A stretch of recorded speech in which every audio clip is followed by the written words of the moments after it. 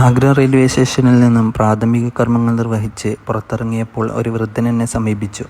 അദ്ദേഹം 50 രൂപയ്ക്ക് താജ്മഹലിലേക്ക് എന്നെ കൊണ്ടുപോകാമെന്ന വാഗ്ദാനം നൽകി വാഹനത്തിൽ കയറ്റി.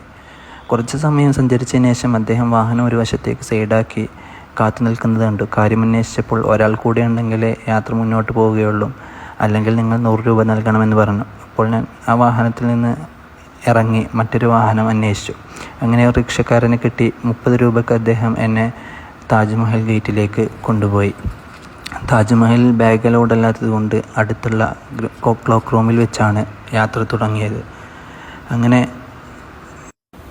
ഏകദേശം 5 മിനിറ്റോളം നടന്നു കഴിഞ്ഞാലാണ് ടിക്കറ്റ് കൗണ്ടറിലേക്ക് എത്തുക. അവിടെ നിന്നും ടിക്കറ്റ് എടുത്ത് ആദ്യം കാണുന്നത് താജ്മഹലിൻ്റെ വലിയൊരു ഉദ്യാനമാണ്. ആ ഉദ്യാനത്തിലൂടെയുള്ള ഒരു ഗേറ്റിലൂടെ പ്രവേശിക്കുമ്പോഴാണ് താജ്മഹലിൻ്റെ മനോഹരമായ കാഴ്ചകൾ കാണാൻ സാധിക്കുക.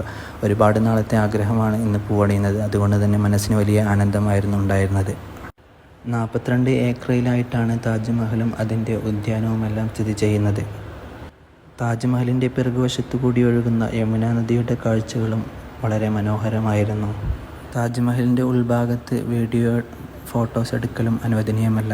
താജ്മഹലിൽ നിന്നും ലഭിച്ച സുഹൃത്തായിരുന്നു ബീഹാരിയായ അർബാസ് ആലം. UPയിലെ എൻട്രൻസ് എക്സാമിന് വേണ്ടി വന്നതായിരുന്നു അദ്ദേഹം. നേപ്പാൾ സന്ദർശിക്കാൻ ബീഹാറിലേക്ക് അദ്ദേഹം ക്ഷണിക്കുകയുണ്ടായി.